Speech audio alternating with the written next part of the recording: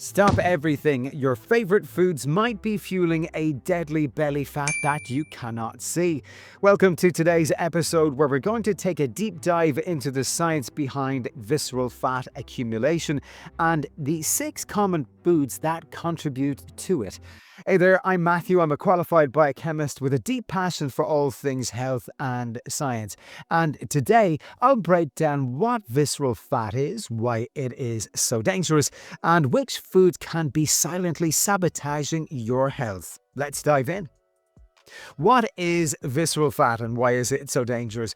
Well, visceral fat is the fat that surrounds your internal organs in the abdominal cavity, unlike subcutaneous fat, which lies just beneath the surface of the skin. Visceral fat is stored deep within the body and is metabolically active. It produces inflammatory markers and hormones that can disrupt normal bodily functions. Numerous studies have linked high levels of visceral fat to an increased risk of cardiovascular disease, type 2 diabetes, and metabolic syndrome. In fact, research published in the Lancet Diabetes and Endocrinology found that even modest increases in visceral fat are associated with significantly higher risks for these chronic conditions. This type of fat is especially dangerous because it is not just inert storage, it actively releases cytokines and other signaling molecules that promote inflammation, insulin resistance, and even atherosclerosis. So reducing visceral fat is crucial for long-term health, and understanding the dietary factors that contribute to its accumulation is the first step toward effective prevention. One of the leading culprits in visceral fat accumulation is sugar-sweetened beverages, including sodas, fizzy drinks, energy drinks, and sweetened fruit juices. These drinks are all high in added sugars, especially fructose, which is metabolized differently from other sugars. When consumed in excess, fructose is converted into fat in the liver, a process known as de novo lipogenesis. This fat can then be stored in the visceral region, contributing to an increase in abdominal fat. A study in the American Journal of Clinical Nutrition showed that higher consumption of these sugar-sweetened beverages is directly linked to increased visceral adiposity and metabolic disturbances. In addition, these beverages provide a large number of empty calories, meaning they contribute to weight gain without offering any nutritional benefits whatsoever. So cutting these out or reducing their intake can be a critical step in managing and reducing visceral fat levels. Refined carbohydrates found in foods such as white bread, pasta, pastries, and many processed snacks are another major contributor to visceral fat. These foods have been stripped of their fiber content and many essential nutrients during processing, leading to rapid spikes in blood glucose levels. This can then trigger a surge in insulin production, which is a hormone that, while essential for regulating blood sugar, also promotes fat storage when present in excess levels. Scientific research indicates that diets high in refined carbohydrates are associated with increased visceral fat accumulation. For instance, a study published in the Journal of Nutrition found that individuals who consumed diets rich in refined carbohydrates had significantly higher levels of visceral adiposity compared to those who ate complex whole grains. The spike and then crash in blood sugar also contribute to overall inflammation, which further exacerbates the risks associated with visceral fat. Fried foods and many processed items are notorious for their high levels of trans fats and unhealthy fats. These fats not only contribute to overall weight gain, but specifically promote the accumulation of visceral fat. Trans fats, which are often found in fast food, commercially baked goods, and packaged snacks, have been shown to increase inflammation and disrupt lipid metabolism.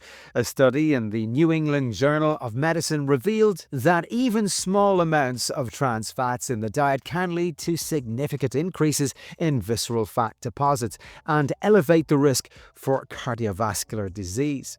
These unhealthy fats can impair the body's ability to process other nutrients and promote a pro-inflammatory state that favors the deposition of fat around the organs. Therefore, reducing intake of fried and processed foods is vital in the battle against visceral fat.